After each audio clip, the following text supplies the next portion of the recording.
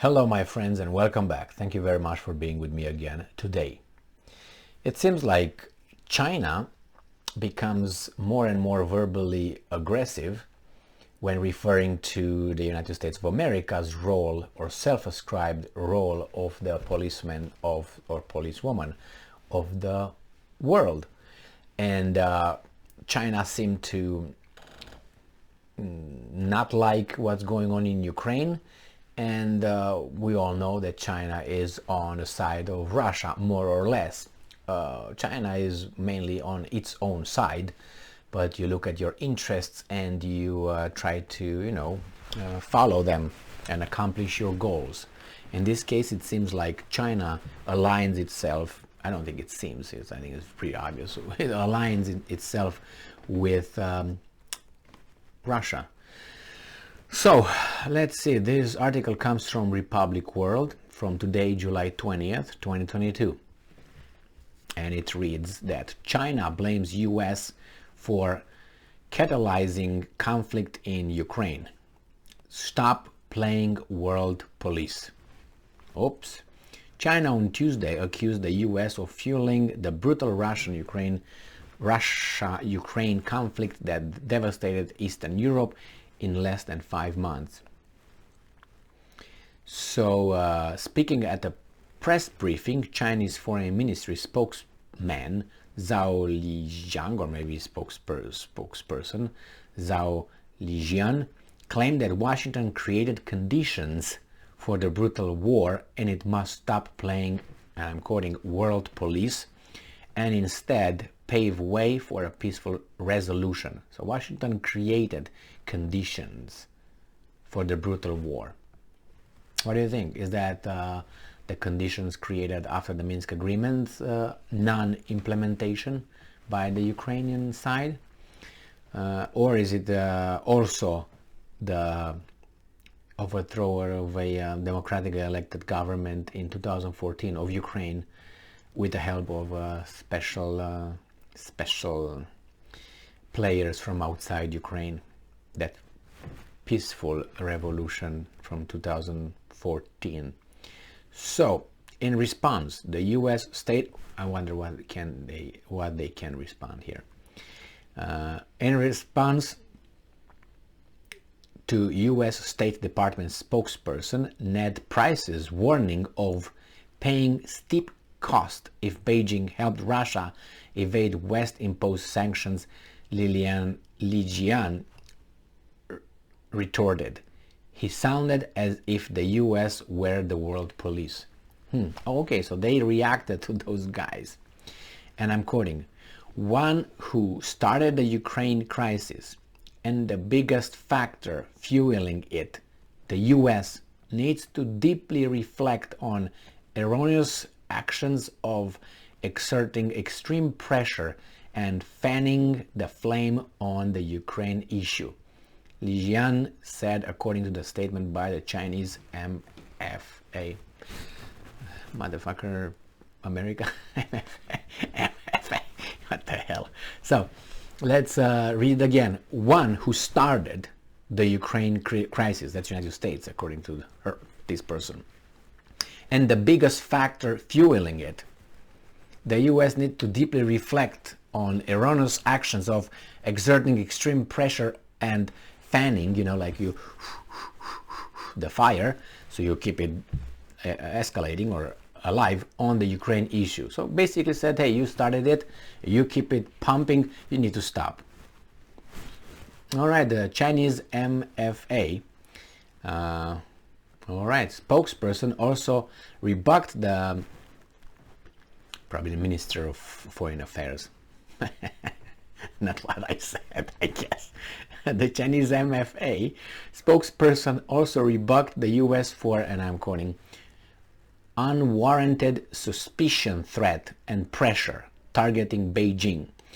Lijian further stated that China also firmly opposed the unilateral illegal sanctions and long-arm jurisdiction with no basis in international law. Notably, This is the first time China has publicly deplored Washington and blamed it for the ongoing conflict in Ukraine.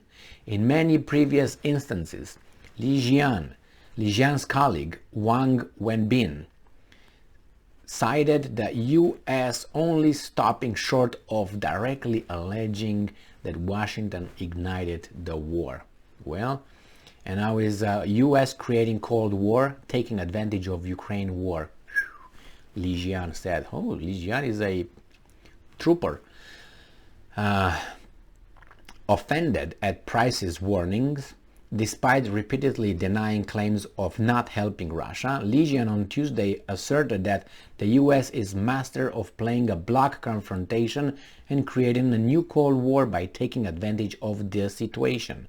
He added, Lijian is a he, okay. He added that Washington instead must create an environment for proper settlement of the differences in a responsible way. The Chinese MFA spokesperson further rebuffed the U.S. accusation over contribution to the global food crisis by supporting Russia, calling it Washington's smearing campaign.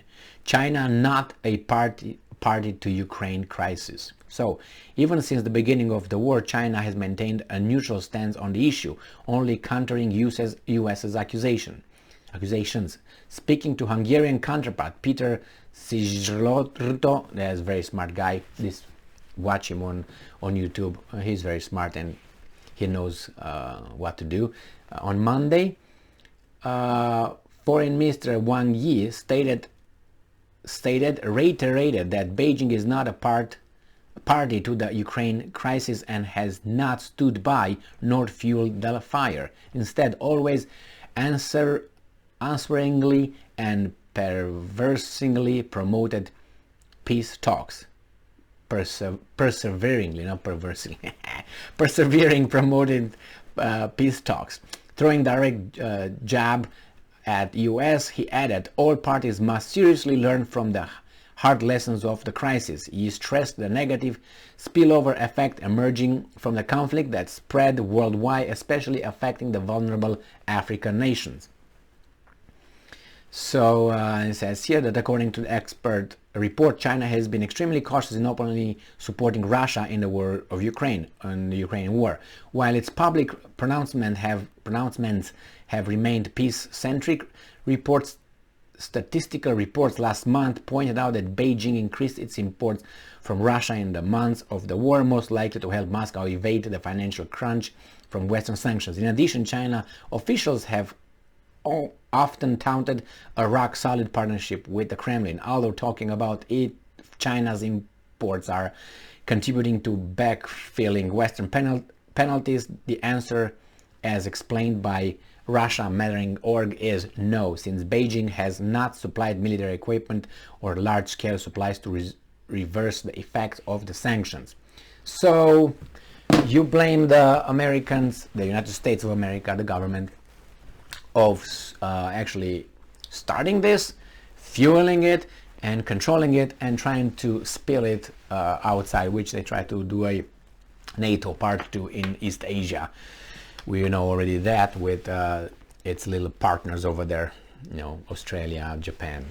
Now they want South Korea and, you know, those guys, India maybe, but India is too smart to really commit to either blocks. I'm talking about Western and Russia-China axis. So it's the first time when I hear these guys really calling it like this, and it's very, very, very interesting what's going to be the US's response. Probably is going to say, hey, human rights, and this guy's going to say, beat it, you got problems too, so solve yours first and then point the finger to us. We're trying to form, you know, I think that's how it's going to be. Nevertheless, as I said, there's no country that doesn't have no BS in its past and will have in the future. That's for sure, because that's the way people are. Countries are led by people, and human race is the way it is. So you can't have, you know, machines. If you have machines, you can program them, and you get a certain result. And even machines sometimes, you know, act crazy when they're, you know, malfunctioning or functioning or whatever they do, or attacked by viruses, or simply die, run out of, their time is ran out, like Biden. Imagine that. All right, thank you for being with me again today. Stay strong, stay smart, look for the truth, and be just.